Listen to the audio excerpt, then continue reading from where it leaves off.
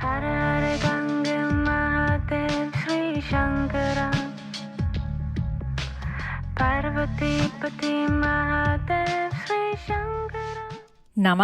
it's Sahara Rose, and welcome back to the Highest Self podcast, a place where we discuss what makes you your soul's highest evolvement. I just came back from an incredible 4-day-long conference called Attune, which I had the pleasure of emceeing. It was an incredible spiritual-based conference that took place in Atlanta. So it was really the first major spiritual conference to be in the South. And it was so incredible to connect with so many of you guys, so many rose gold goddesses who live in the South, who live in states where this type of conversation is not really the norm, and to see you creating yoga studios and Ayurvedic restaurants and teaching meditation and teaching your children about these topics in an area where a lot of this stuff is shamed and criticized really meant so much to me and so deeply inspired me, because when this movement can penetrate the parts of this country where there is less of this dialogue, we've really created the paradigm shift. So you guys out there who live in states where the church is very dominant, where people might say that you are satanic because you practice yoga, or that you don't believe in Jesus if you believe in the goddesses. I met so many people who are coming across this type of criticism, and the fact that you're able to overcome it while still remaining compassionate, dedicated, and understanding where these people come from just speaks volumes of who you are. So thank you for shining your light and bringing consciousness to the places in the world that so deeply need it. And together we will truly rise.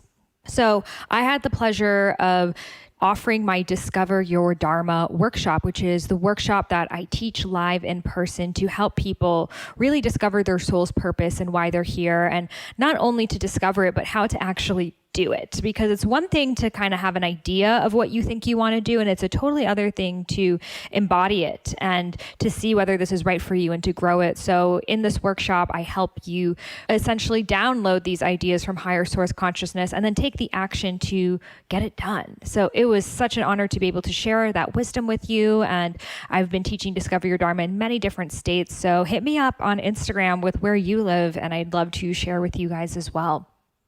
I was also on an incredible panel about female sexuality, which is a topic that I'm super passionate about and sometimes don't get to speak about as much because so much of my work is related to Dharma and Ayurveda, but it's all interconnected. And I actually have a program on this topic called the Sex, Money, Magic program, which is all about using your sacral chakra energy, that second chakra, which is in charge of creativity, abundance, and pleasure. Yes, creativity, abundance, and pleasure are interconnected. And when you are feeling good in your body and when you are allowing yourself to receive pleasure, that is actually how you magnetize abundance. That's how you step up into your worth. And that's actually how you really step into your most creative ideas. So I have a program on this for those of you who are not at the panel, or for those of you who really just want to dive deeper into it, which is available at sexmoneyMagicprogram.com. It is co-taught with a dear friend of mine, Alexandra Roxo, who is an embodiment coach. I teach a lot more about the tantric principles of using your orgasm for manifestation and moving orgasmic energy up your chakras to heal different blocks and overcoming, sexual shame and trauma. I came from a background of child marriage. Even my grandma, who's still alive, was married when she was 14 years old. My other grandma is 11 years old.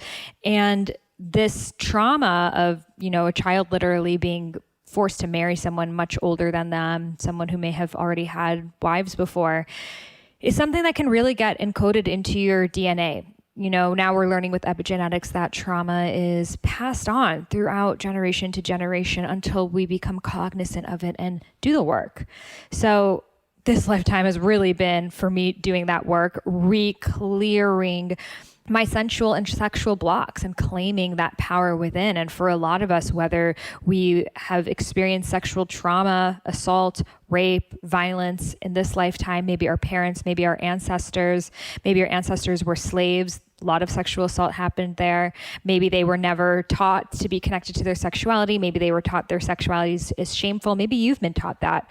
It's really important for us to clear these blocks, to do this work. Otherwise, we're going to actually be subconsciously carrying it into all of our relationships. So we're going to keep coming across these same blocks of, why aren't I interested in sex? Why can't I orgasm? Why aren't I attracted to my partner? Why do I feel like I want to be left alone? Like all of these different things are actually just those subconscious blocks that are peeking up, and not until you look at them will they disappear. So we have to go in, talk about what's our sexual history, what are the beliefs we've held on to, and then where are we storing trauma in our body? And then from there, we can have fun with it. We can move that sexual energy up our bodies. We can use it for manifestation. We can use it for ritual. And we can reclaim that our sexuality is sacred. Because, there has never been a separation until the patriarchal era between sacredness and sexuality. When we worshipped the womb, worshipped the yoni, worshipped this portal of, feminine wisdom that moved through us, we were able to come into balance because the men were able to see that the woman carried so much wisdom, and the women were able to honor the men for also the protection that they provided, and we were able to come into balance. So reclaiming your sexuality is not about being inferior or superior. It's actually about coming back into balance with the feminine and the masculine in totality, with the doshas inside of us, and using that energy to create magic, to create love, to create alchemy, to create books, novels, music, art, bliss. These are all things we can create with our sexuality. So I will do another podcast all about this topic, but because Malaika speaks a lot about this, and this episode we're also going to be diving into sexuality because it's a lot of what Malaika works with, I wanted to just give you a little recap of what I've been up to and then offer you my Sex, Money, Magic program if you want to dive deeper into this work. It's a 5-week program. You could start it at any time, do it at your time. There's incredible meditations. It's all virtual. So head over to sexmoneymagicprogram.com for that. So Malaika Darville, she's been on this podcast. I've had her on twice, but those episodes have turned into 2 episodes. So really she's already had 4 episodes on here because when I speak with her, we go so deep. She is my shamanic teacher. I studied with her when I was 23 years old and moved to Bali, did not know my path, did not know really any of the spiritual stuff. Like I felt it, but I didn't know about it. I hadn't fully stepped into it. I hadn't embodied it. So I really met her when I was on this journey of reclaiming my sovereignty and reclaiming who I was. And I began going to her different 5 elements dance classes, her African dance classes, her cacao ceremonies. I knew I had to study with her, and she had a facilitator training. I had no money. And I was like, what can I do? Can I work for you to, get some sort of discount? So I did. And I was like her apprentice, going around, putting her flyers up and just helping her with whatever I could. And now flash forward almost 6 years later, I recently taught an incredible workshop with her, my goddess dance activation with her 5 elements dance activation that we had here in LA. We had the rose gold goddesses come out, 100 of you guys just dancing and sweating and connecting and breathing and flowing. And I have an awesome video of this on my Instagram. So head over to my Instagram at I am Sahara Rose. Just scroll down a little bit. You'll see it says what happens when spiritual sisters get together. That's the name of the video. And it's on my IG TV, I think. And you'll be able to see really what it looks like. It's also on my YouTube channel, youtube.com/Sahara Rose. But she's taught me so much, and really she's taught me the way of the feminine, which is something that I deeply needed at that time. My spiritual practice was very yogic. I was an Ashtanga yogi. I was disciplined. I was practiced. I would do my 3-hour-a-day Mysore style practice, read my spiritual texts fast, totally in it. But I was missing that feminine. I was missing that juiciness. I was missing that flow. And it was something that I loved as a kid, dancing, but it was something that I later thought was, wrong. Oh, you're either spiritual or you're slutty. Those are the 2 options that they give women. You're whole or you're a whore. And it actually goes back to the Madonna whore complex, where we put women into the Madonna, the angel who cannot be fucked, and then the whore who is dirty and cannot be loved. And it's coming back into why are you putting us into two categories? We can be loved and fucked. We are all. And that's so much of what we talk about in this podcast. We talk a lot about embodiment. We talk about knowing your Dharma, your purpose. We talk about her background. We just really go in. It's like a conversation. She was here with me in person right after we taught our collaborative workshop. So we talk about her background with her partner. We talk about sex and the doshas, which was really funny because it's something I've thought about before, but never got to have a conversation, which did inspire me to do a whole episode on sex and the doshas. And that's at the end of the episode. So be sure to tune in until then. Like, this episode is just like, you're going to feel like you're sitting next to us and just hanging, because that's essentially what it is. There's no objective. It's the way of the feminine. It's just flowing. It's channeling. It's letting the wisdom come through. And what I love about learning from Malaika is it's the grandmother wisdom. You know, she's a grandmother, and we don't learn that much from the older generation in our society. A lot of it is because the older generation doesn't really, like, oftentimes our parents or our personal grandparents don't have this kind of wisdom. We are often the ones teaching it to them. I know in my personal family that has been the case. So it's very hard for us to find the grandmothers who are like teaching us about like sexuality and yoni wisdom and embodiment and goddess worship, because our own families have been strayed away from their own ancestral knowledge. So it is so powerful to be able to learn from the grandmothers and to carry on this tradition. So you're going to feel like you're sitting with your grandmother, your spiritual grandmother, in this conversation. And I'm so excited to share it with you. So without further ado, let's welcome Malaika Darville to the Highest Self podcast. And before we get started, check out these brands that make Highest Self podcast possible. Okay, real talk, the product I'm about to tell you about is literally the best thing I've ever put into my mouth, and that is saying a lot. And this is Organifi's Gold. So essentially it is the hot chocolate of your dreams with none of the sugar and all of the turmeric and reishi, with a touch of ginger as well.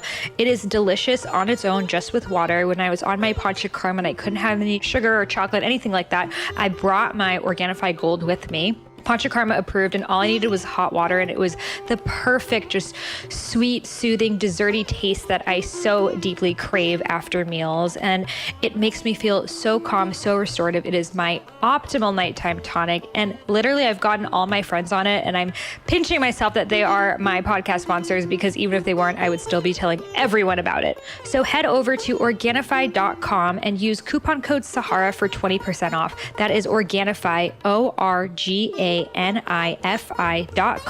Use coupon code Sahara for 20% off your gold.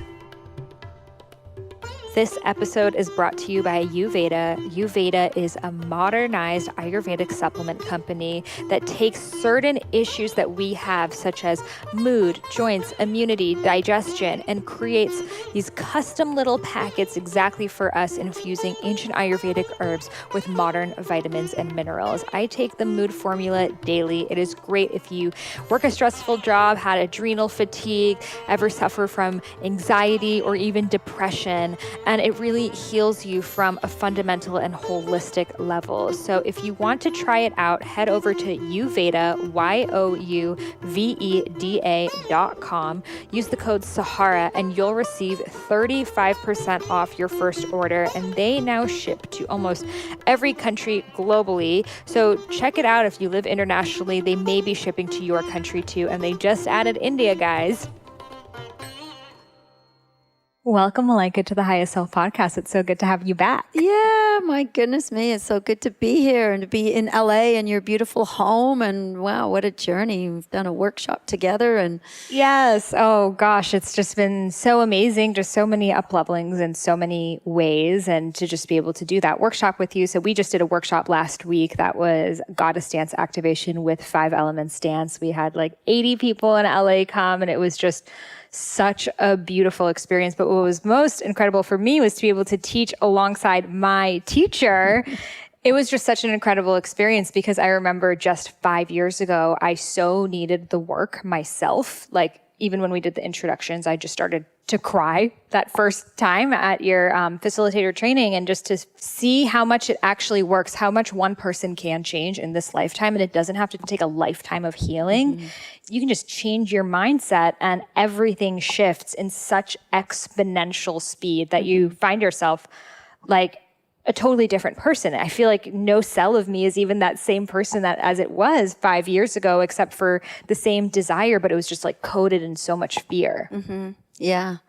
I'm extremely proud of, like seeing you and seeing where you've come from and to follow your dreams. And we were just having a little conversation about parenting and families and, how we have to bust through that conditioning. And I think everybody has to do that. If you want to follow your dream, you have to really be able to, first of all, know what that dream is. And sometimes when we're young, like really young children, they actually know more what they want to be and who they are than we do when we're gone through a whole school system that conditions us to think otherwise and believe otherwise and coats us in so much fear that, you can't. And I think we're coming into a new time now where there's a lot of positivity and a lot of new paradigm shifts that are happening to give people the inspiration that you can follow your dreams. And there's so many things online now to help people and support people to get to that state where you can follow your dreams. But nonetheless, there's still this work that is just part of the human conditioning of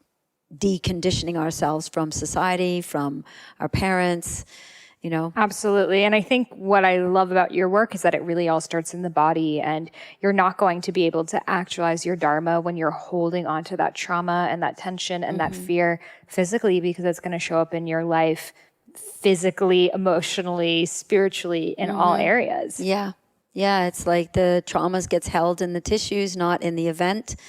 And what happens is the mind, because we are a mammal, just the same as all the other animals on the planet. And if you see a traumatized animal, I mean, it's like you have to heal the body so that the animal can come back to health again. So it's the same for human beings. We have to heal the body and work with the mind to bring the mind back into the present moment, because the traumas, we can loop and loop and loop in the mind of the events that happened and never get to that place of radical forgiveness of what happened in the past. And that was shifting our perspective to say that whatever did happen in the past was absolutely perfect, because if we appreciate where we are in the present, it's like we wouldn't be where we are in the present if anything had been any different in the past. And if we're not where we want to be in the present, then we can find that place inside of ourselves using the consciousness of the mind, that we can shift that through creating. We are creators. We create with our mind, with our thoughts.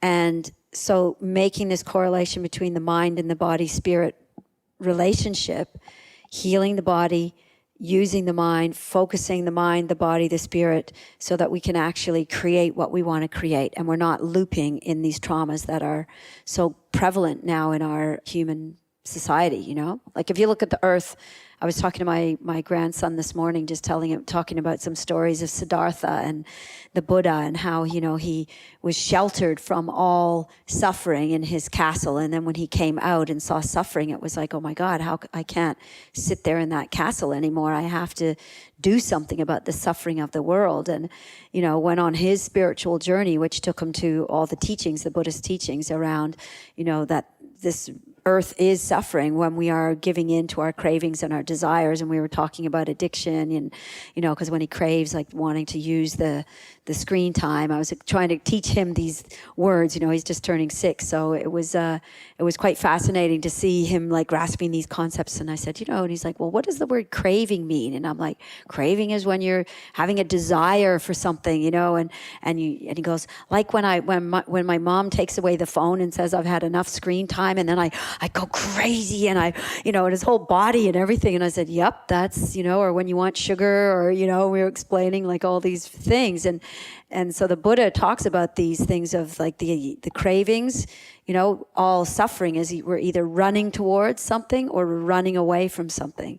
And when we actually face it head on and stay in it, then that's when we can actually be present with the body and be present with the present moment.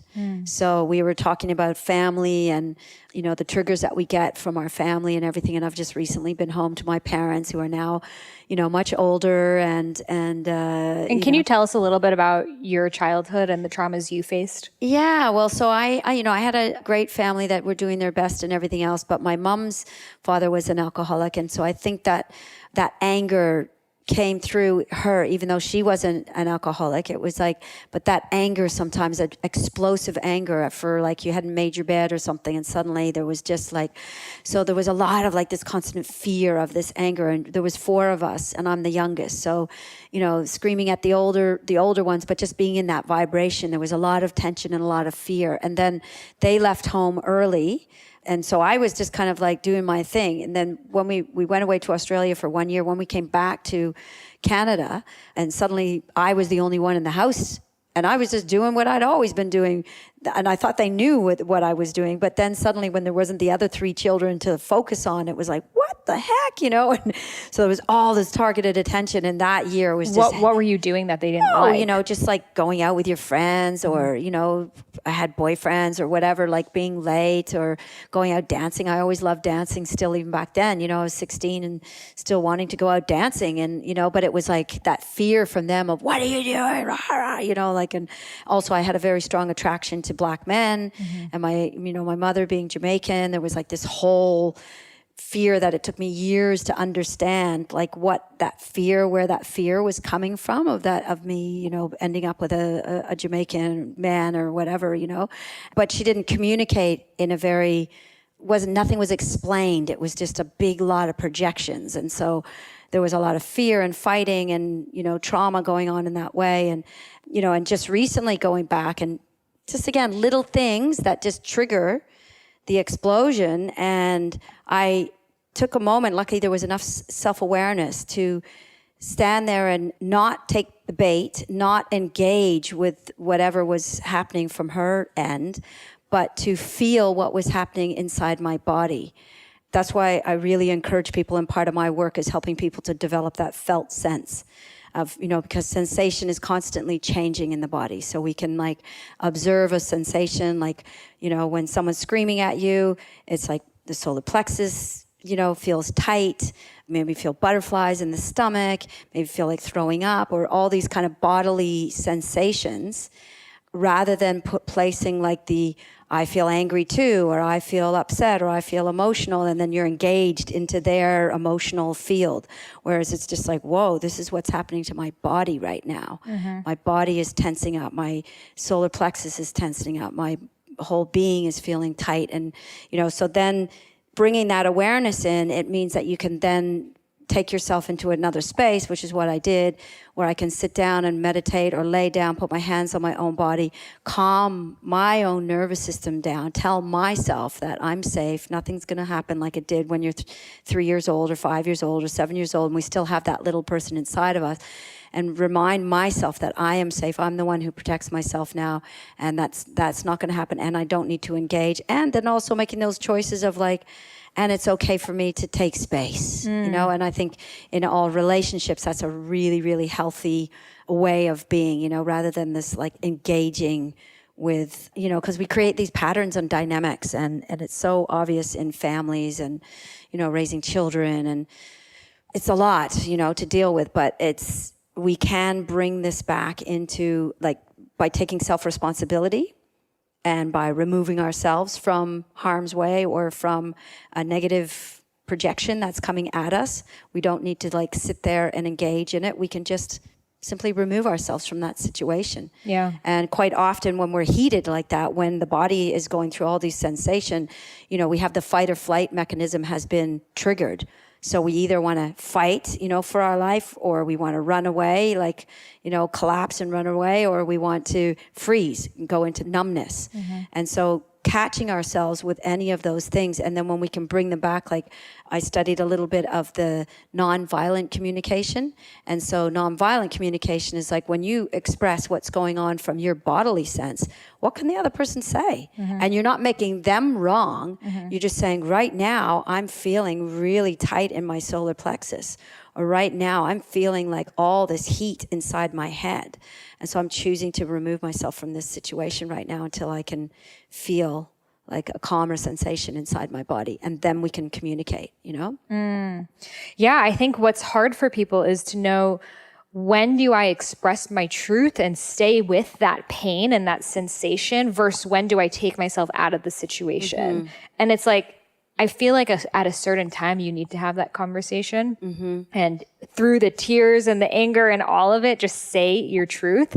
But then sometimes we keep re-explaining ourselves over and over and over again. And it's like, once you've said it, it's done. Yeah. And now you have to respect yourself enough to walk away. If that person's not changing, now that's up to you. Yeah. Yeah. And that's the thing too, is realizing, you know, we can never, ever, ever change our exterior environment. You know, we can never change anybody else. And, you know, as many human beings as there are on the planet right now, we're like 7.7 billion people. Well, there's 7.7 billion points of view, of opinions. And, you know, everyone's perceiving the world through their lens.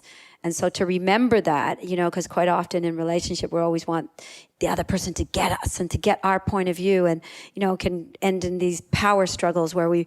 Especially with parents. Yeah, and with parents too. We want them to you know, change. Well, come on, now you got to be vegetarian because that's going to be healthy for you. And, you know, so you're doing the same thing as what they did to us, you know, when we're saying, okay, you know, whereas if we can just like have that perspective of just going, okay, that's their choice, that's where they're at, right. And acceptance, you know, just accept other people and then bring all the change, because the only thing that we ever can change is our own response to life. And so how do we react? How do we respond? How are we going to be in each situation? That's the only thing that we can deal with is changing ourselves. Yeah.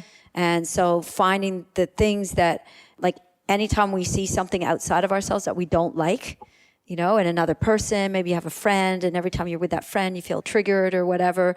It's like, well, turn it around and look at that person and see that person as yourself. And there's usually a shadow aspect of yourself that you don't like, that you haven't been honest with. And then when it's being reflected to you, it's like, oh, I hate that aspect. And it really bugs me, and, you know, or whatever, it really triggers me. And, you know, we project it all on the other person, but actually when we can own it and just say, okay, that's because this person is reflecting an aspect of myself that I hate of myself that I haven't owned yet. So then the work is, how do I love those aspects of myself? Because it's not about being right or wrong. It's about cultivating a culture of self-love and cultivating practices of self-love. And when that's in place, it's like you tend to not get triggered as much. Yeah. Because, you know, it's like, whatever, that's happening outside there. There's not really much I can do about that. And then at the same time, acknowledging that we're all human beings. I have wounds, and they get triggered, and they need to be nurtured, and that's okay. You know, that we're not the Buddha yet, you know, or we are. And in that, you know, there's just the self-nurturing that needs peace, that needs to come in. Yeah. So there's two things I really want to talk about with you on this topic. One is, when do you know when, like, that toxic family member to walk away from?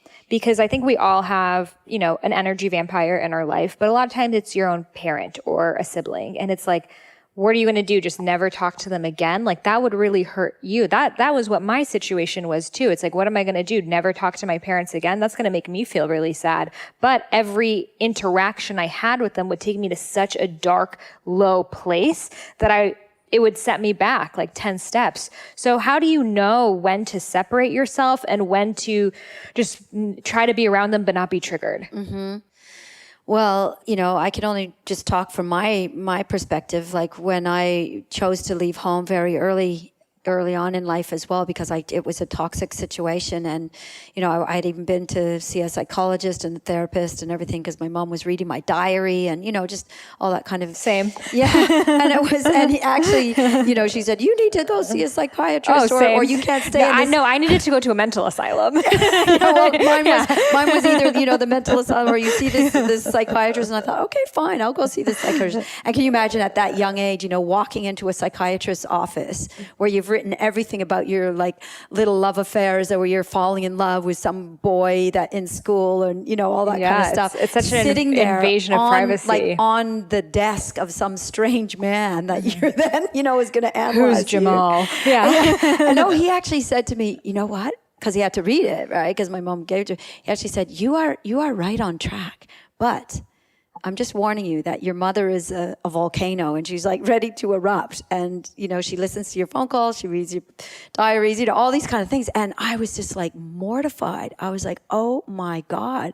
And I can remember like being so defiant at that age. Like I think I went out and got drunk that night and like didn't come home, and all the kind of self-fulfilling prophecy stuff, And so it wasn't until, much later on in my life, and, had a very big, long and huge life.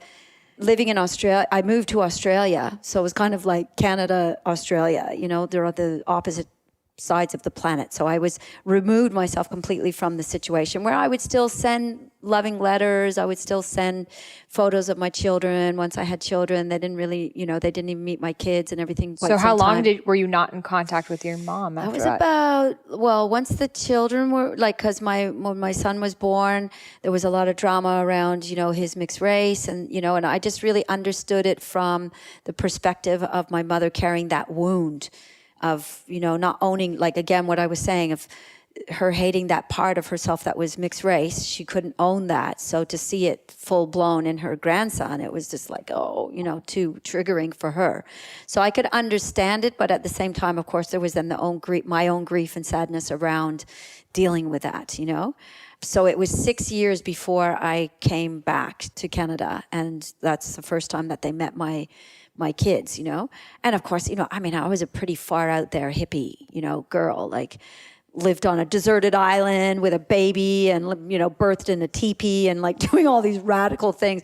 And my mom's way of like showing that she had come to sort of approve of anything, like I had a water birth, like almost 30 years ago, I had a water birth way before water birth was like popular or common or whatever. And my mother literally thought I was insane. Like, this girl needs to be locked up. This is just, she has completely flipped out. Now she's talking about birthing in the water. What is the matter with our child? Like, because my concepts, I guess, was so far ahead of the time, and so far out of their paradigm that it was like they just the only label they could give me was crazy. Mm-hmm. And then her way, like many years later, there was a big article in the Toronto Star in the newspaper about the positive benefits of water birth, because now it's very, of course, positive. And, it's like water birth is like the birthing way of the 21st century. It's the easiest, most gentlest way of birth. So she cut the article out and she sent me the article. So she would never say, like, to me, wow, amazing, you actually were, doing this and all these other things way before it was popular. She'll just send me little articles out of the newspaper that's so funny. Because my dad did the same with like an Ayurveda article, like, Wall Street wrote about Ayurveda. It's like, does this mean you approve? Or yes. What is yeah, the approval They don't piece. know how to say it. Yeah, because it's so out of their realms, they don't relate to any of these things. And what I also realized is that, people of that generation, they had a pretty hard time. Like, your parents were immigrants coming here to America as well. Mine were immigrants coming to Canada as well. They just wanted to fit in. So you don't go doing like crazy things, stick feathers in your hair, or like do something to stand out, or wear your, Jamaicanness or your Britishness or whatever on your sleeve. You were like, did look around, see what the status quo was doing and fit in with the status quo. You see it here in America with people who have a parent that spoke a different language, and they get to America and they're just like, okay, let's just talk English because we don't want our kid to have an accent or doesn't speak English properly or whatever. And unfortunately, because of course they're going to learn English anyways, but to learn the second language is more difficult later on in life. But they did that because they just wanted them to fit in. So I can go back and like forgive my parents for like absolutely everything, because I can see where it was coming from. Like, even my mom one time expressed, like, with me having a mixed race child, she was like, it's hard enough in this world, let alone, being mixed race, because she was growing up in Jamaica where people of color were having a very difficult time. So, it was coming out of fear, Whereas meanwhile, because my son was colored, and then because we were living in Australia, and they were trying to paint a picture in Australia of being very open with, not as racism as Australia has been labeled, he would easily get roles for everything that he applied for, because there isn't very many people that are, especially actors, of color in Australia. So he was getting many, many roles, because of the fact, and because he's beautiful, and because he's extremely talented, naturally talented, and he's like got this, he's beautiful. So it doesn't resonate with reality, but I could see where her fear was coming. Right. It was the reality of her time that if you were mixed race, you were inferior to white people. Whereas now it's like, it's almost like Beyonce, like we're all like making ourselves more tan. And it's like almost like this opposite of us wanting to become more exotic, though it could also be considered cultural appropriation. But that's, it's you choosing someone that you naturally were attracted to, and you had a child, and it was your child and your choice. Yeah, exactly. And he's my ancestor child, It was like he came back to bring that pride back into our family. And I knew that right from the moment I conceived him. Like at 24, I knew who he was, I had a very strong, I still do have a very strong soul connection with my eldest son on that level of, like the roots and healing that ancestry, that wound from the ancestry. And so many incredible synchronistic things, like, because I guess I was living my life much more just in flow. Now we talk about like getting into our flow and just living in that flow where you meet the right people, you get taken to the right place, everything just like, it's like the universe is just providing for you all the opportunities. Well, my whole life has kind of been like that, to heal my spirituality and to flow and move along those lines, So before I left Australia to go to Africa, we had this woman, Louisa Taish, and she wrote the book Jambalaya, and she channels one of her ancestors who gives her like recipes and all kinds of things and healing, different healing modalities and everything else. And she's one of her ancestors who comes through. And so she came to Australia, and just before we left for Africa, and I put on a workshop for her, and she gave us a whole ritual to do where if you have been somewhere where your ancestors have been persecuted, then there's kind of like a tear in the field that is like a leakage of energy that comes down through the DNA. And then, I went to school and I studied transgenerational trauma to understand this whole, transgenerational trauma, that something that happened 2 generations ago, and then it's affecting the person in this generation. They maybe didn't have that trauma, but it's actually passed on where? Through the DNA, through the bones. So it's like, if they didn't do their work, that's why it's very important for all of us to do our work and to know, to have love and compassion for yourself sometimes when you're going through something, that it's not just your stuff. You might be dealing with your grandmother's grief. You might be dealing with your grandfather's suicide. My grandfather committed suicide on my father's side of the family, and I've gone into that. And there's so many things. We are multidimensional beings, and when we put our hands up and we embark on our spiritual path, it's not just like a straight line. It's a very, very windy path that spirit it's like jumping in a river that's flowing, and you just have to trust, that current, and riding on that current, because we've opened ourselves up to the more spiritual realms, which aren't so black and white. It's going to take us on a journey, like you did when you trusted your intuition to go to Bali, and one thing led to the next, led to the next, led to the next. You trusted yourself with the book, you trusted yourself, it's just that constant, like, putting one foot in front of the other and trusting these processes. So, to get back to Louisa Taish, she gave us this ritual to close this portal of suffering that had happened to any of your ancestry. So, like, for example, if someone had Jewish ancestry, if they go to the place, like going to Auschwitz or somewhere where the Jewish people were persecuted, there's like a tear in the field, in the auric field of the earth and in the auric field of their ancestry. So this ritual to close that portal so that your next generation doesn't have to suffer from that suffering that happened to your ancestors. And could this be with past lives too? Because sometimes I go places that like Europe, I don't resonate with Europe. Like, I don't know, something about it, just the architecture. And I grew up in Boston, which was very European. And I always felt like I had been a slave there. And just seeing that colonialist attitude, it always invoked fear in me. Yeah.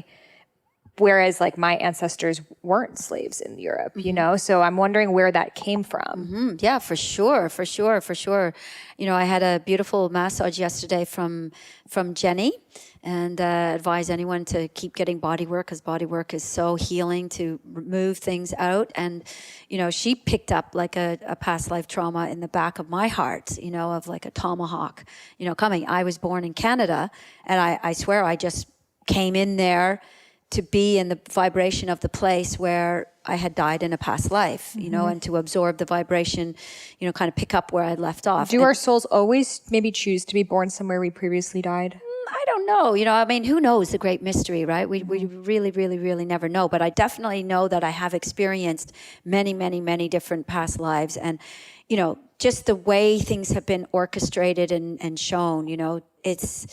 what's the word when things are just so uncanny and so synchronistic and so you couldn't have possibly orchestrated this, you know? Like with this story, so we end up in Africa, we end up in Gambia. Gambia is a very, very, very tiny country. One, because I wanted to learn African dance. Two, my partner wanted to learn African drumming and how to make African drums. And three, I wanted my children to have the experience of a village. You know, I didn't want to have them like locked up in a house. I wanted them to be able to run free. They're little boys. I wanted them to just be able to express themselves. And four, I wanted my black son to have an experience of being in the majority instead of in the minority, because growing up in white Australia, it was like, you know, all white kids and then him. And so I wanted him to have that experience of all black kids and then us, you know. It was like you sort of had this white family, and it was an amazing experience. And we got taken to this slave house. You know, it's very funny. You have to take a boat to get over there. If anyone's ever read the book Roots, remember the book Roots by Aldous Huxley? Well, Kunta Kinte's great-grandmother, great-great-great-great-great-grandmother is like, you know, there's a sign that's like still there in that village, which is on the other side of the island.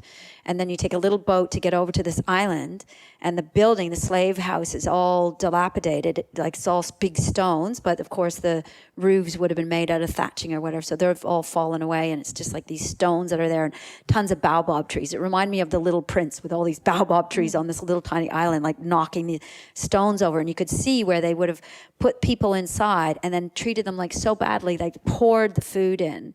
They had to shit in there. They had to do everything in there and just pour the food in like in a trough, you know, and tons of people crowded in there, and then a boat pulling up, and then load the people onto the boats, and then they were sailed off to the new world. So I sat there on that wall with my son, you know, he was 5.5, and I explained to him why his skin was darker brown than mine. I'm light brown, he's dark brown. And to always be proud of the color of his skin, because this is what his ancestors went through to come to that side of the world. And, you know, and we had just shaved his hair because he had very long hair. I'd never cut his baby hair. He had long hair down here, kind of like my grandson does at the moment. And everybody thought he was a girl being in Africa, because the African boys always have shaved heads. So he, you know, came one day and said he wanted to shave his head. So he had just shaved his head. And I had all his baby hair there with me. And I, you know, and he, without, you know, knowing it, walked out into the water, and he did the ritual that Louisa Teish had taught me. Wow. And he started throwing his hair in the 4 directions, like closing the portal, and screaming out, you know, top of his lungs that this should never happen to people again. And, you know, he was just like, he did the ritual. I was just sitting there with tears in my eyes, just watching this like amazing being, you know, that he is, even a 5-year-old, but he was a strong being, and he's so proud, and he's really come back to like owning that part of himself, that mixed part of himself, like coming here now to America and experiencing racism here in America for the first time in his life, really, because he didn't really have that in Australia. So like the whole biracial tendencies that are, you know, part of the fabric of American culture, you know, still.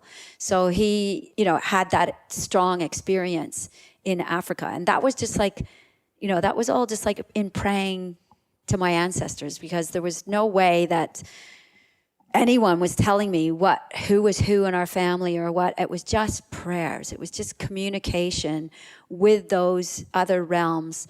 Just show me what I need to know.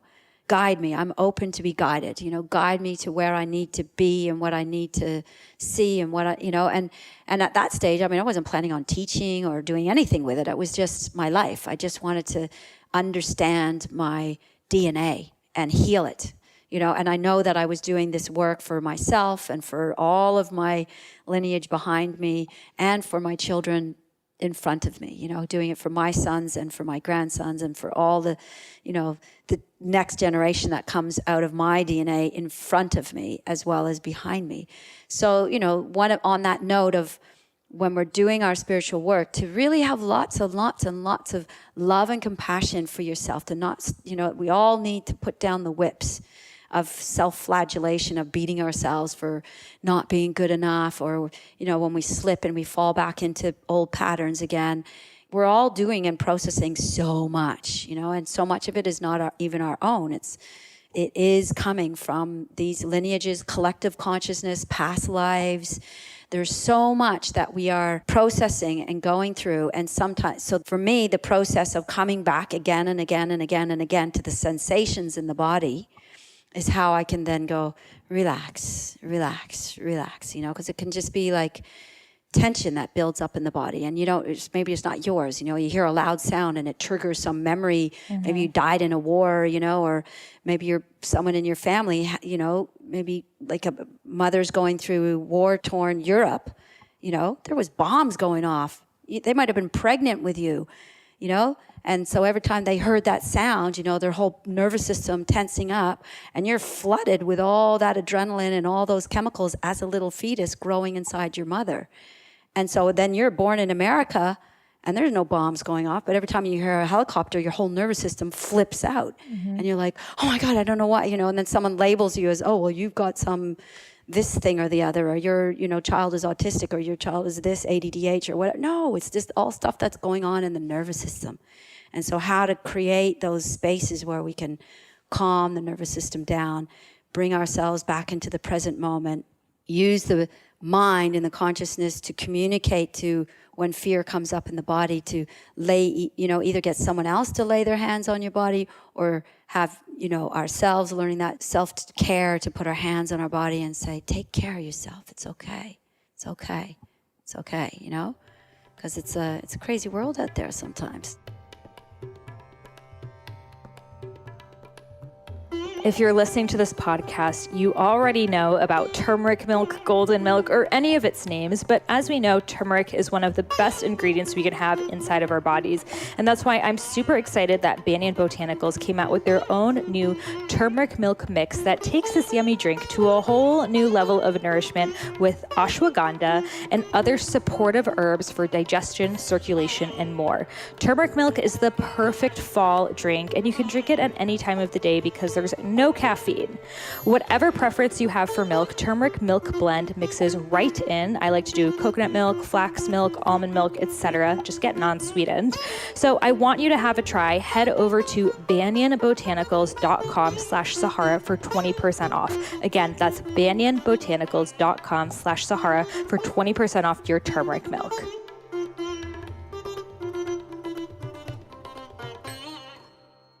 So I feel like something you're really good at is just by the way that someone moves and holds themselves, you're able to kind of tell where and what their trauma is. How are you doing that? I guess it's, from doing it so much with myself. Like everything that I teach is coming from that place of work that I've done myself. I can't teach anything that I haven't already embodied. So because I have that deep understanding within my own body, I can scan someone else's and sort of see where that energy is blocked, or where that energy is really tight, or where that fear is, where that heart is closed down, where that mask is hiding a shadow piece of themselves because they're too afraid to share their authentic self for being judged or whatever, like I was. So it's just like recognizing that, and then coming into like a love and compassion and creating a space where they can feel safe enough that they can relax. And usually then when the body relaxes, tears can come, because that's the way our body naturally releases. It's like if we look at the spectrum of how the body is, it's like we'll go through the tension, we'll go through the anger or whatever, and then underneath that there's the hurt, so there's the sadness and the grief and everything. Then once that's relieved, and then it's like we'll come to these deeper places of stillness where we can go, oh, wow, I haven't felt that in a long time, just to come back to this deep place of quiet and stillness and go, it's all going to be okay, But we need to go through those places because we can get stuck in just the pattern of the automatic reaction. You know, the nervous system, when this happens, this is how I react. When that happens, this is how I react. And so then the more we can kind of like feel our bodies and go, okay, well, this is happening. I'm going to try and choose to respond differently by tuning in with what's going on with my body. So we were talking a lot about root chakra because with twerking, obviously, you're opening up that root chakra, and a lot of people can't move their bodies in that way at all, especially in the Western world. We're totally blocked off because even in yoga practice, you're not moving your hips. In ballet, like the activities we do, nothing's moving your hips, whereas in Africa, in the Middle East, and other parts of the world, it's all about the hips. So if someone's feeling like, you know, I can't move my body in that kind of way, what does that say that the blockage could be, and how do they open up the root chakra? Well, we only need to take one close look at what's going on in our society as far as like sex right now to sort of see that, you know, it is the most powerful center. It's like it's the most powerful energy that we have is our sexual energy. And where does it lie? You know, it's right there in the root chakra. And so much of our guilt and shame is right there in our root chakra. You know, our family, our abuse, our survival is all part of the root chakra. So when there's an imbalance, and also our connection to the earth. So most of us, we've all been disconnected from the earth. So there's a kind of a disconnect with like, well, where's my connection to the earth? Where's my connection to that primal root energy?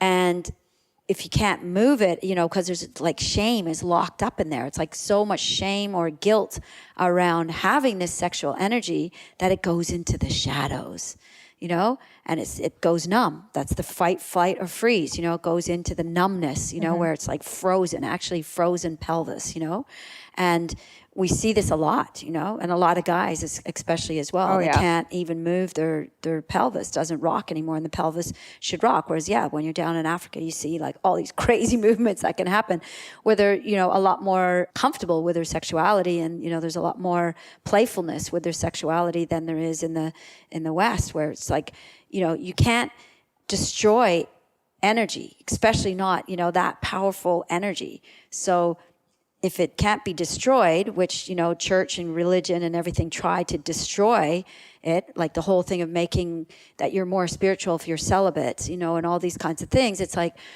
sending a message that there's something wrong with this part of our body. And so that's kind of made a lot of people shut down, and we're still like we're thawing out of 2,000 years of that programming, that there's something wrong with our sexuality. And so now, as people are thawing out from that, it's like we are seeing these dance modalities, which, you know, thank God they've come from Africa, being brought over. The thing we need to be careful of, though, is because of like that shadow piece still being there, of it being that we have to do it to give away our sexuality, or women need to do it to feel sexy or whatever. But whereas it's just like, this is a dance, you know, this is fun. This is like, it's an expression of my sexuality. It's like owning my sexuality in this way that's like super fun, super expressive. At the same time, we don't need to sell ourselves out, or, you know, like, because a lot of times the music that goes with it is like talking about hoes and bitches and, you know, and all this kind of stuff. And it's like, no, you know, that's... And then we associate, you know, like even twerking, it's like, twerking, like Cardi B, like that's what we think of. It's an ancient dance. And it's always existed. Even in the tantric lineage, it's always existed, but we're just associating it with the shadow aspect of our sexual culture that has turned it into a commercialistic thing. Yeah, and also, you know, when we look at all that stuff, you know, like how many people are addicted to pornography now and stuff. And the addiction to pornography and the prevalence of pornography and the prevalence of the child sex trade, you know, that's going on is just horrific on this planet. Really. It's just, and that is to me just showing exactly where our consciousness is at with our sexuality. When all these things are happening, you couldn't get further away from normal, healthy, normalized sexual practices. So twerking, like the way, you know, they move in Africa, actually comes from a dance that they used to do to teach the girls like how to be a better lover when they were going through their girls' initiation ceremony. Once a girl would start to bleed, they would learn these dances, and they have so much fun with these dances. There's that beautiful book on the tribes of now. Have you ever seen that? It's an amazing book where the girls go out and the men, they're all naked, this tribe, and this incredible photographer from Germany went there and she filmed this tribe. And one of their fetish dances that they would do once the girls became of age and they were looking for a husband, or not a husband, looking for like someone to have children with, they would do these dances, and the guys had to just sit there, just sit there tapping their legs on the ground and tapping this stick on the ground and kind of look down while the girls are shaking and they're all naked, dancing like so wild, twerking, moving. And then she comes over and like puts her leg, like one leg over top of his shoulder, and twerks and does this whole like thing like the that. The original lap dance. Yeah, the original dancing, and it's just like incredible. But, there was also like this whole other side of the men used to fight with these, things as well. And like the strongest man would go win, with and they also do twerker. like the body scarification. I mean, it was very, very tribal. It's this very, very ancient tribe in Africa that this woman just was able to capture this, long before it kind of probably doesn't exist anymore. But the dances, you see them everywhere. And one of my African dance teachers from Mozambique, and she was teaching us some of these dances that, I mean, she could make one cheek go one way and one go the other way, and I was like, oh my God, like I can move my hips, but I can't do that. That was just like incredible, super fast. One going because one they're way. so connected to that part of them that they can notice the subtleties and really just like accentuate the little things. Whereas for us, it's just like this big hip or butt. It's like our hands. We can do so many hand movements, but if we had never used our hands, it would just be like this, like a dog's hand. It's just like this floppy thing. So the more we're aware of that part of the body, the more like the subtleties happen. I notice in myself, if I'm not dancing, I feel like I can't move anymore. And then once I do, I can move in such subtle and different ways because just that brain body connection restores again. And belly dancing originally was the birthing dance.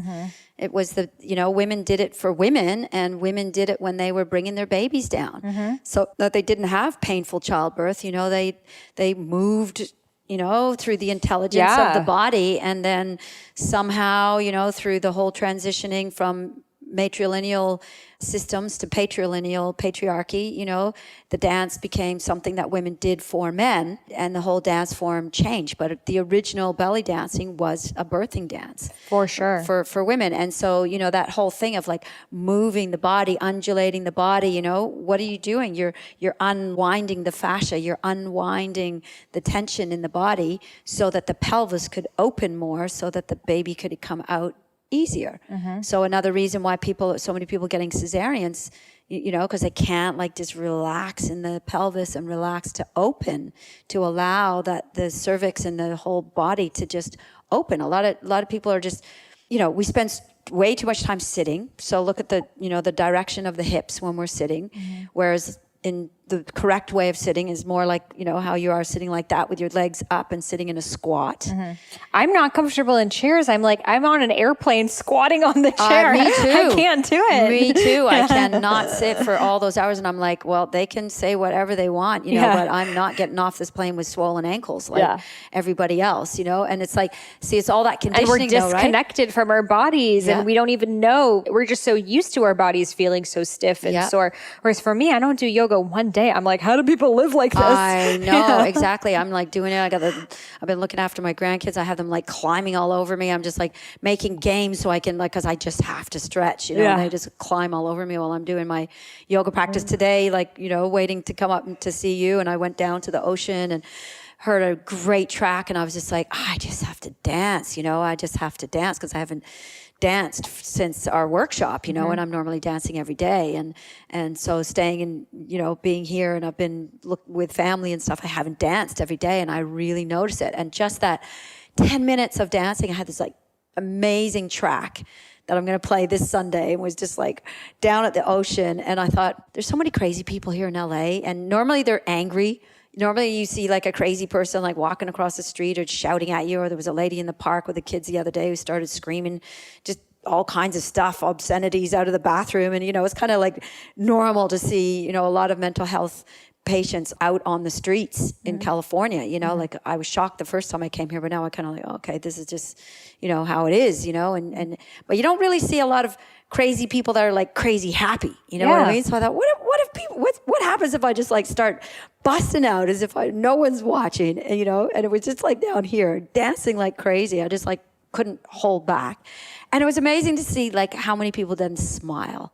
And how many people just laugh, and how many people like wave at you or beep the horn, or, it's like it has that contagious effect. It does. And we're so afraid of being the ones that start it when we're doing such a benefit to society. Yeah. Yeah. Even when I go in the airport, if I've got a 18-hour flight or something I've got to do, my body is like trained, because I've been for 7 years, every Sunday we have ecstatic dance, and I pretty much like don't miss it unless I'm working, And so on Sunday, it's like my body almost, it's like jogging or any of those things that you do regularly. My body wakes up and goes, it's Sunday, and sometimes I have to catch a flight on a Sunday. And so my body will just, I'm listening to music. And one time I just like went down, I was listening to music. And as soon as I got to the airport, I was like, oh, I guess I got to turn the music off now. I was like, do I? I'm going to just keep it on, and I'm just going to keep grooving, I'm just like the sterile environment of the airport and everything else. And it was hilarious. When I got on my flight, so many people I didn't even noticed me. And, they all did like a crazy little funny dance. Every person, when they saw me get on the flight, had a big So you're just dancing at smile. The airport? Yeah, I was just dancing at the airport, like doing everything I was doing. But I had my music in, and I just didn't stop my booty from shaking the whole time that I was going through the airport. And it was like so funny, because I got on that flight and everybody was like, people were doing little moves, they'd all do like a funny little move and take them out of their comfort zone. So you're going through security, dancing, getting your bag still in the groove. I love it. And it's like, why don't we do that? We're waiting for someone to give us permission. I catch myself all the time like, oh, I can dance if I'm in an ecstatic dance or if I'm in a dance class. But when I'm alone at home, I have the same floor and the same body. Why aren't I dancing? And it's like, we almost feel like we have to be around other people who are dancing to let us. And it's like, you can choose at any moment. Yep.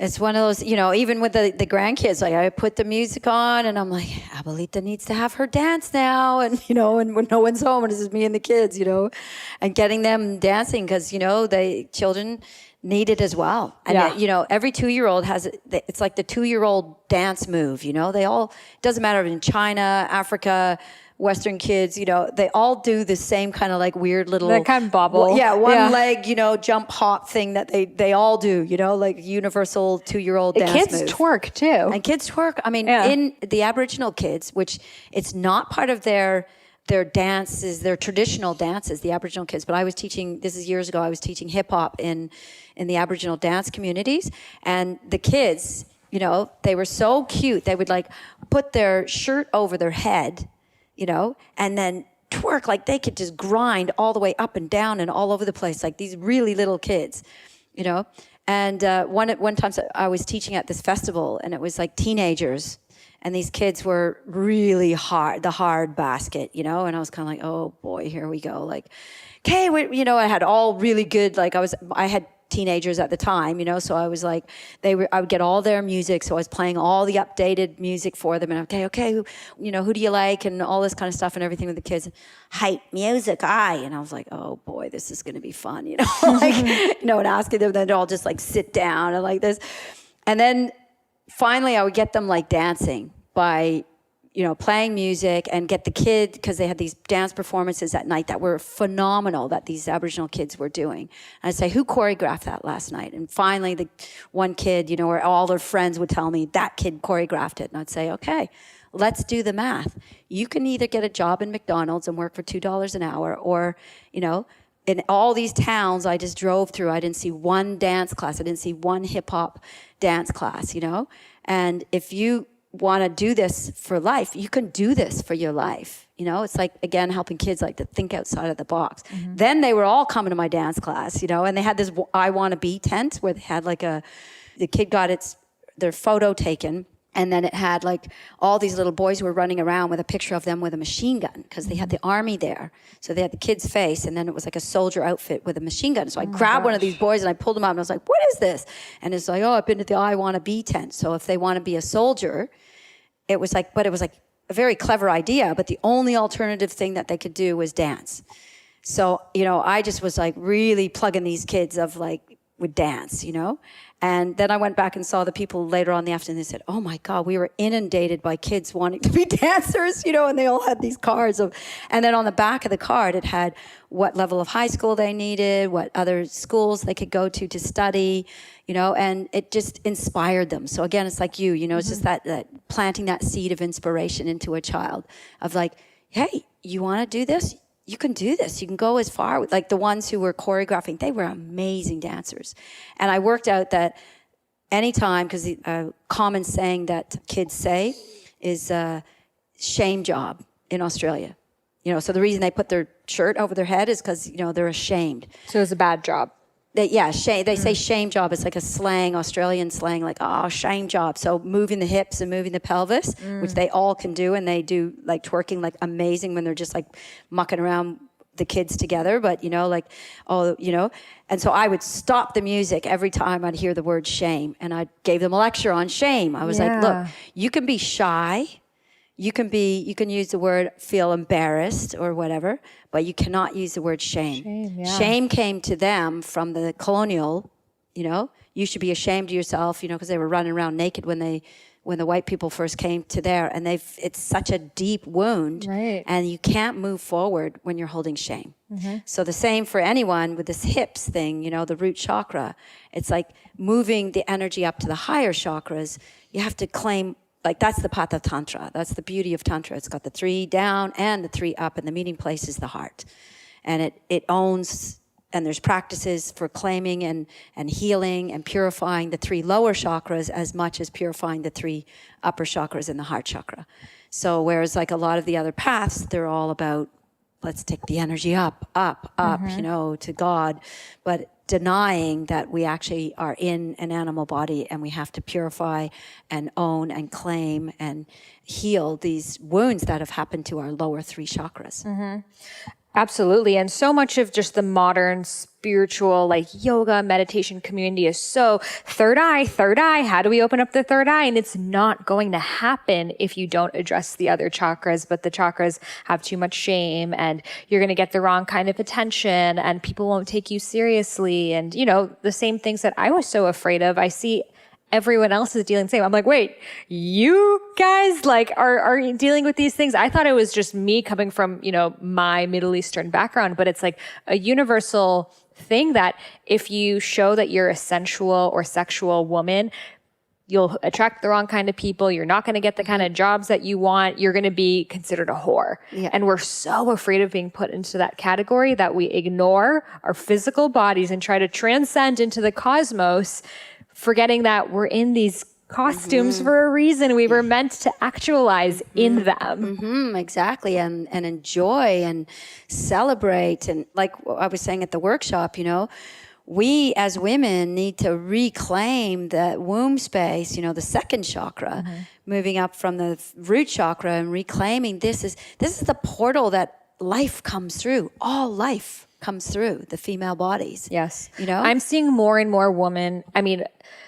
Cycling with the moon cycles is becoming more and more popular. People are addressing it. But today, actually, I heard in a rap song, which I don't even remember the rapper, but he's like, sex on your period. I like that. I was like, that's great that they're saying that in rap now, because even before it was like sex on your period, like periods are disgusting. And it's like, okay, now it's kind of getting into the culture that like periods are a beautiful thing and we can honor them. And today also on my social media, I saw this girl who had sex on her period and the sheets were all bloody. And she was saying how she had just seen her partner after so long, but she was afraid of having sex with him because she didn't want to get the sheets bloody and like get the hotel mat or have to pay for new sheets or whatever it was. But she went for it and she decided to share. And it's like, that would not have happened even like 5-10 years ago. Yeah. So it's like, it's these conversations that are opening up this portal of like, your period is beautiful. Yeah. And also, a woman is in her most powerful point when she's bleeding, because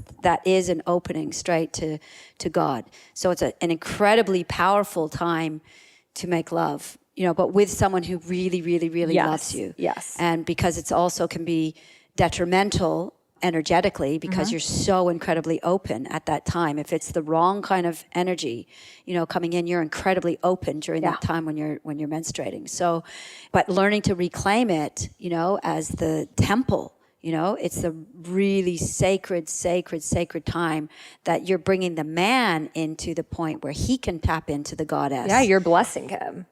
And he can tap into the inner goddess, and he receives all those minerals. If you're not using a condom, if he's using a condom, then he's not gonna receive that. But he's receiving that bodily transmission, a huge bodily transmission from your body, if you're making love with someone during that time. So it really, really, really should be someone who loves you deeply.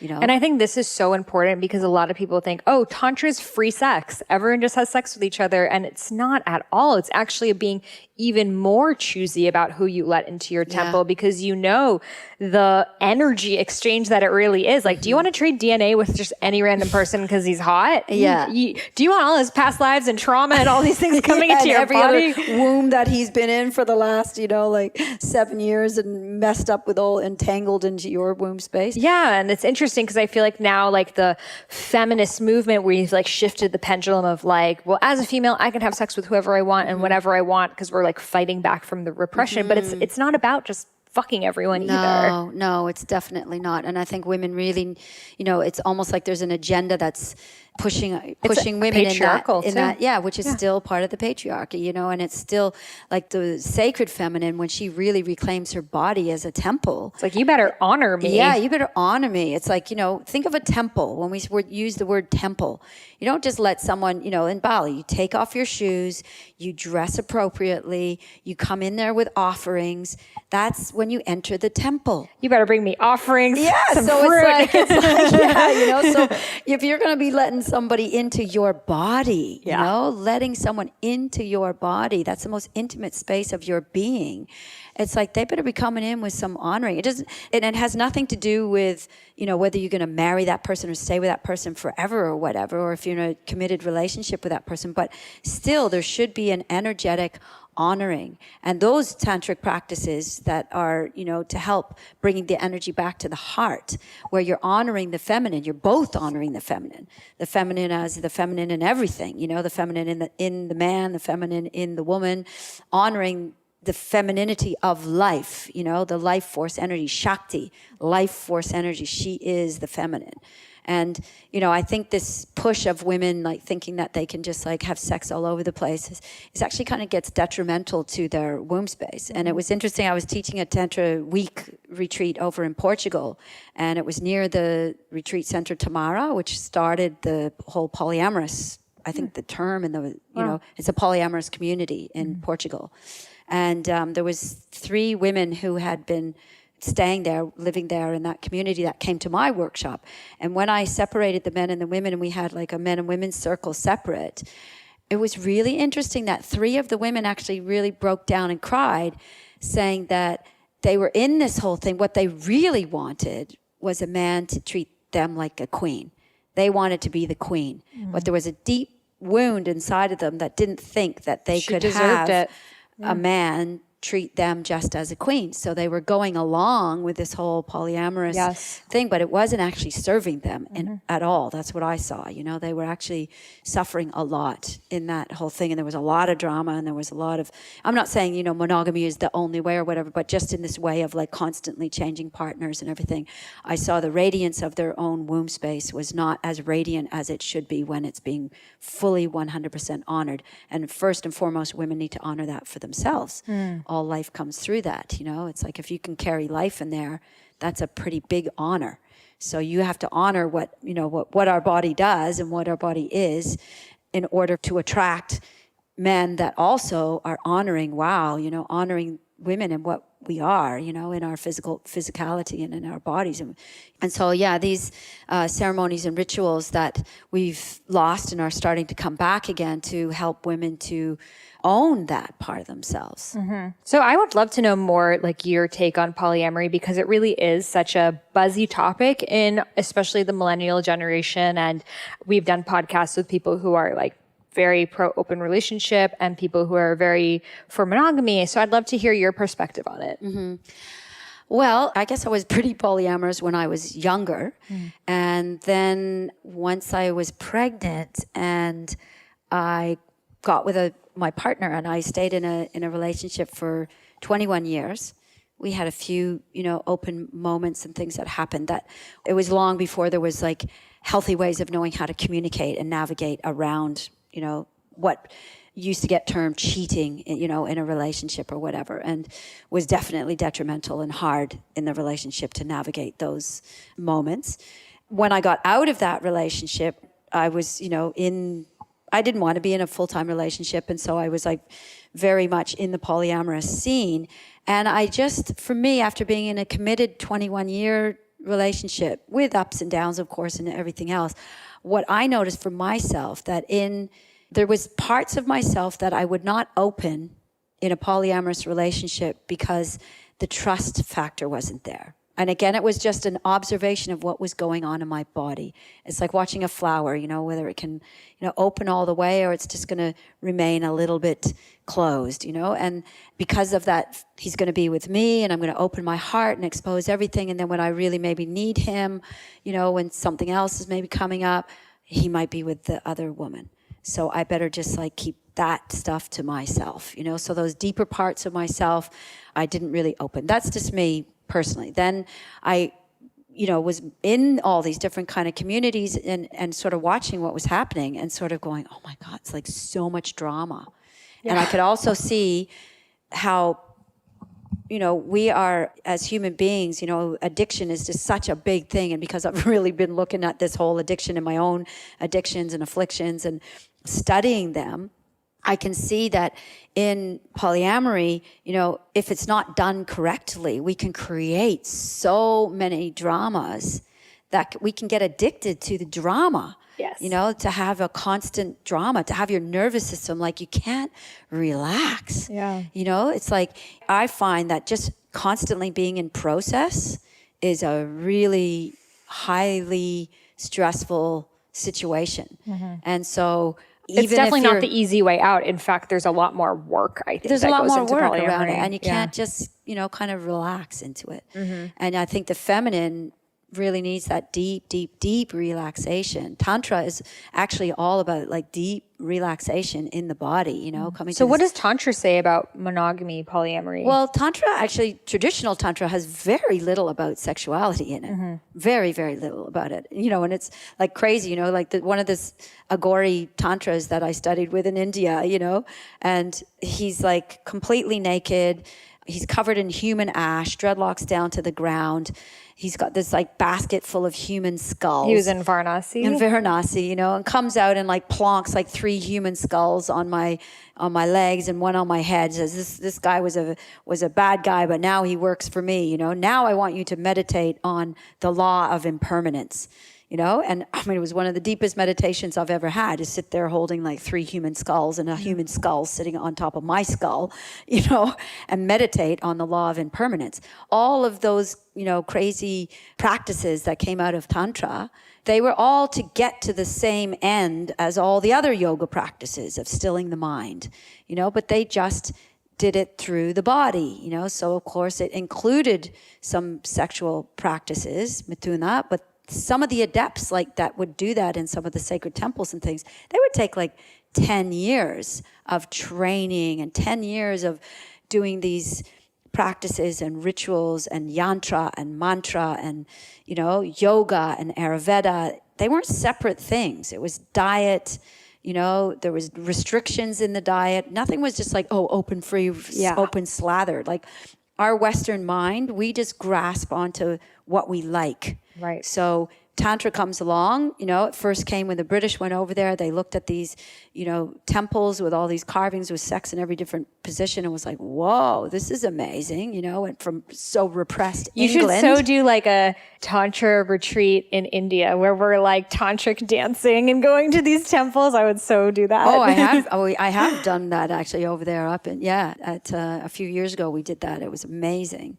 and going down to all the temples. And yeah, it was really, really, really incredible. And the misunderstanding, because one of my other teachers, you know, and I say, well, what does it mean or whatever? And he was like, who made it become more sexual? Is it Osho? No, well, yeah, Osho took Tantra, you know, because he was trying to like heal the Western mind, you know. It was like, and because there was so much repression, it was like, go for it, because the opposite of like, it's like Burning Man. And opposite of like the Samkhya path, which is like you sit there. Samkhya path is, you know, you sit there and you observe and you observe and you observe and you observe, and eventually, you know, if you got a pain in your knee and you don't move for long enough, that pain actually moves, and it moves somewhere else in your body. It's right, which is very the Vipassana path. Which is also a tantric path, you know, like that is also the part of Tantra was that. So then there's the other extreme of like, you feel a desire and you go into it and into it and into it and into it to liberate the desire, not to get stuck there. Right. So Westerners, you know, we think, oh, we go there without of all the other practices, without the honoring of the goddess when we're penetrating, you know, a man is penetrating into a woman's body, without the honoring of the great mother, without the yantra. You're going to sit there and do your 50, you know, 108 yantras together, you know, staring into each other's eyes before you even come into some kind of, you know, sexual union, you know, as an offering back to source and a way of like clearing your temple. No, we have alcohol and things and everything mixed in with it all and say, oh, I'm doing Tantra. Well, it's not. Neo-Tantra has zero to do with real Tantra. And, you know, and a lot of what the images, what my teacher was saying was that a lot of the images are to do with how to balance the sacred masculine and sacred feminine, the Ida and the Pingala nadis inside, so that we can actually have the sacred marriage in the heart. And we do that with another. In the tantric practices, we're doing it with another of like circulating this energy, because we have this energy of the masculine and the feminine. And it was also a path that came of how do someone who is a householder, so they're having sex still, and they have children and they have work, how do they reach, you know, these paths where the rishis were sitting in caves and giving up everything? Yes. You know, how can the average everyday householder also have a spiritual path that can still lead to enlightenment? Nobody really knows when Tantra came about, but the more I kind of look into the practices and everything else, it feels like it's also very much mixed in with their ancient animistic shamanic practices that every culture had before religion came. And then it got mixed in with Hinduism, so it's got the whole pantheon of all the goddesses mixed in with all these animistic practices, you know. I mean, if you said to someone, you know, yeah, you want to come practice some Tantra? Okay, we're going to go sit in the graveyard. We're going to dig up a dead body, and you're going to sit and meditate on that stinking corpse about the law of impermanence. And that's a Tantric practice. They go, what? Are you crazy? I'm not doing that. You know, like, where's the sex guru? Where's the sex? I don't have sex with the Sagori Baba. No, but that's absolutely right. And there was some like funny movie called like The Love Guru or something. I saw that just recently with my parents. Can you imagine? Yeah. I didn't read what it was about. You do? Yeah. I didn't read what it was about. I just picked up a movie and we watched the worst movie you can pick up. I was like, oh well, at least there's Bollywood dancing in it. My mom likes that. You know? So funny. But it's so true. And I mean, I think a lot of us just in Western society, and I don't think it's all like bad, nothing's bad, but it's like we pick and choose. And that can serve us in a lot of ways, because a lot of the Vedic path is like, you do what your guru says. And if your guru did not say it, you can't do it. And it's almost this like, you don't have any sovereignty. So I think the Western path is saying, I don't need a guru to tell me. I'm going to just go do it. But then it's taking the sacredness out of it and all of the things that actually need to come with the practice. So then you're just like, I'll have an orgasm for 10 minutes without doing any of the spiritual component. And it just doesn't work. So it's like, how do we keep that sacredness without like Indian style, like, okay, Guruji, whatever you say, without having that being bounded by someone else? Well, that's where I think, you know, the days of the guru are, you know, kind of over, and that we do need need to tap into the inner guru, but at the same time, the reason there was a guru just means teacher, was because the teacher helped us to stay with a discipline, and which is not a sexy word. We don't like that here. No, we don't like that word. And, so like even, one of the first 101s of Neo-Tantra, of like men learning how to save their seed so they're not ejaculating, they're injaculating, it requires discipline to learn how to do that, and a lot of people, they don't want to take the time or practice to do those things. So like you said, we pick and choose of, even yoga. I mean, look at all the branches of yoga. And yet, the one practice, just asana, which is the physicality of just doing asana practice, and we call that yoga, but we're missing all the other practices that are in Ayurveda that didn't used to be separated. So we like to separate things and only take the bit that we want. And if you look at it as a tree and you had one branch that was like 5 miles long and the other branch is cut off completely, the tree's going to fall over. It's not a balanced path. And so the whole purpose of Ayurveda was to restore and maintain balance in the human body between the diet, whether your dosha, all these things. It was all about balance, right? Your guru, knowing how, because it would take 12 years to become an Ayurvedic doctor, of really studying all these things, the pulse, so much that they would have to study, then they would assign to you a practice that would be specific for that dosha to keep you in practice. And that might include like the way that you're going to have sex. That might include what food you can and can't eat. It might include what kind of yoga practice, because you'll see, right? Like people that are pitta, right? People that are like out of balance with their fire. What are they going to be drawn to? They're going to be drawn to hot yoga, to Bikram yoga. I want to know what kind of sex. I've never talked about this. What kind of sex do the doshas want to have? Oh, yeah. Well, the sex, this is really what the conversation should have been around all along. How each dosha fucks.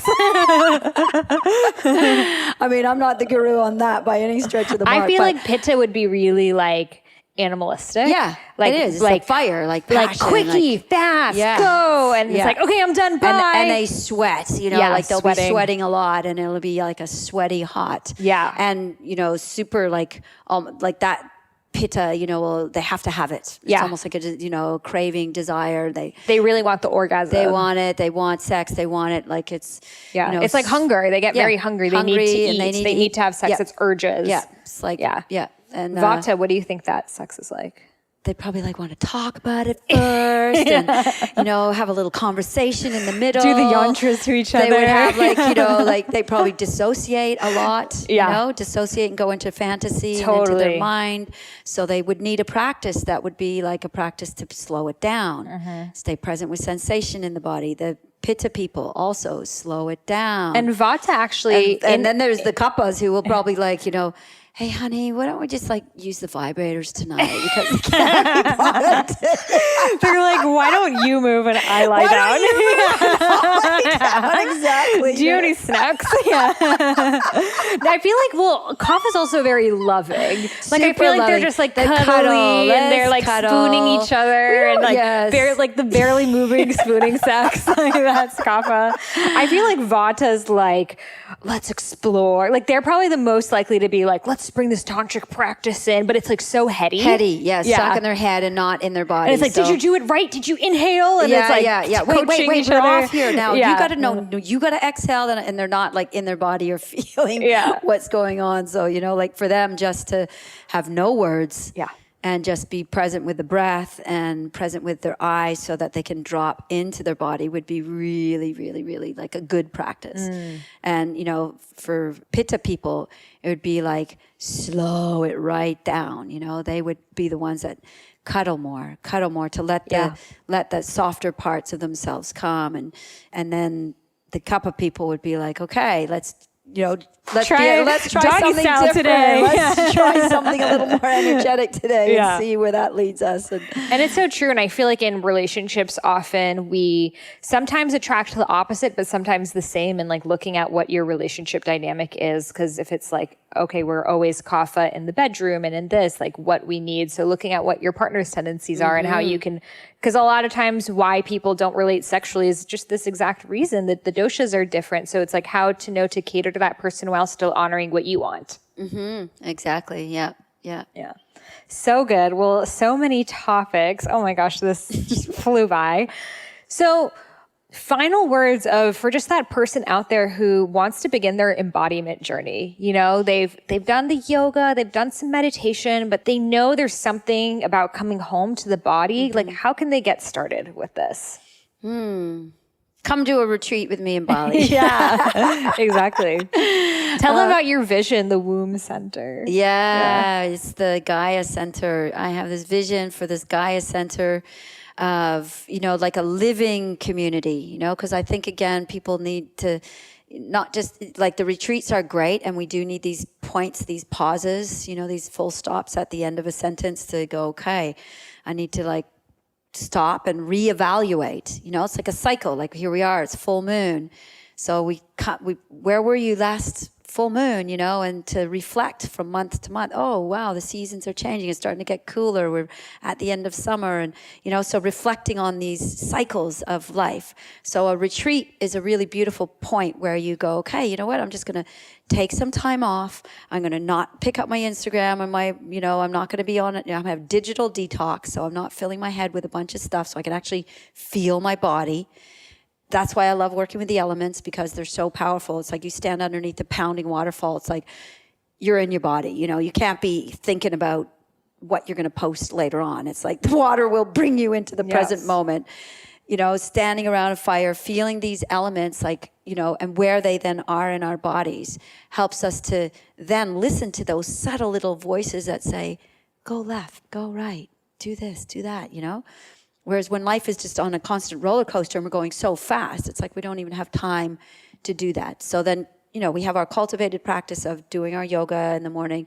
And, it's good to go to yoga classes. It's good to go to dance, ecstatic dance practices. But like you said, you've got your dance floor right here.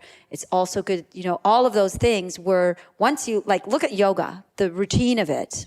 I mean, now we're making up all kinds of new asanas and everything else, and a class can be very varied. But generally, the yoga asanas, it's like you could learn all those asanas, and then it's self-practice. And discipline requires discipline. So just picking that one thing that you can be disciplined with to help bring you back in your body. It might be, for the Vata person, it might be every night have a hot bath, get into that warm water, calm the mind down, get into that water and breathe and reflect on your day and slow everything down. For the Pitta person, it might be go jump in the ocean after you've had a hot day at work and you're like all hot-headed and you're all fired up and you're ready to conquer the world and you're ready to do the next project and you're going to stay awake all night working on the next project. Go jump in the cold ocean and cool the hell down, just like bring yourself down a notch. For the Kapha person, it might be go for that walk, go for that run, and get into your body, go to that dance class that you've always been wanting to go to but too afraid to go to or whatever. Start, just start something. And these self-practices are the way that it becomes like a way of life, not just like, oh, a fad, I was doing this for a little while and then I was doing that. No, it's your life. And, health is life, and taking care of this on a regular daily basis is the way that you're going to live a long, healthy life. Absolutely. Well, thank you so much for sharing your wisdom. Can you tell us where your retreats are around the world? Just getting back from Turkey, and I'm heading back to Bali. And my next teacher training is starting on November the 12th for Elemental Awakening Immersion, which that is the prerequisite for my teacher training, because I realize that a lot of people need to do some embodiment work before they can actually become a facilitator. And then the facilitator training starts on the 22nd of November in Bali. And they're both retreat centers are right on the water, right on the ocean, 2 different retreat centers. You can do the Elemental Awakening Immersion just as a standalone retreat, or it's best if you want to do both. And there's a few days off in between for integration, and then the training starts. And then I do that again in May in 2020. May 1st to the 7th is Elemental Awakening Immersion, and then is the teacher training straight after that. And in April, I have a beautiful retreat called Rise, which is for men and women and is absolutely amazing. We do African dance. We do a lot of different dance modalities. We do storytelling with John DeCat, who's a professional, amazing musician and storyteller. And we help people because your story, that part in your mind, is also part of your fabric of who you are. So by dancing your story and telling your story through your body, you start to turn around those traumas of the past into the gifts, the pearls of the future. So by doing it in the present moment. So Rise is we did it last year for the first time, and we're doing it again this year because it was so phenomenal. So that's happening in April, just after Bali Spirit Festival, and I'll be teaching at Bali Spirit Festival again, and hopefully you're going to be there. Yes, for sure. And I think you should definitely do this Indian Tantra retreat. Yeah, well, who knows? I've been thinking about it. I've been thinking about taking people there. I'd love people to come and meet my teacher there. He actually went to school with Osho. He's beautiful. He's like in his 80s, and he's just amazing, beautiful being, and it's right at the temples there, and so it's I always feel like, wow, these subjects are so vast and so huge. Like I would never call myself a guru in any of it. Yoga, I've been doing yoga for 18 years, but I don't call myself a guru of any of it because it's so vast, it's so huge. How could you possibly do that? But I, practice them. And I actually have a yoga and dance retreat in Sri Lanka. Yeah, I've been really feeling called to go to Sri Lanka. Oh, well, this place is like, you want a digital detox. It's like super nature. Like there's monkeys flying through the trees. Sometimes you have elephants come. There's a big giant lake.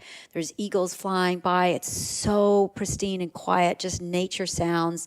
It's built on a traditional Ayurvedic Sri Lankan village. Yeah, because there's so much Ayurveda there.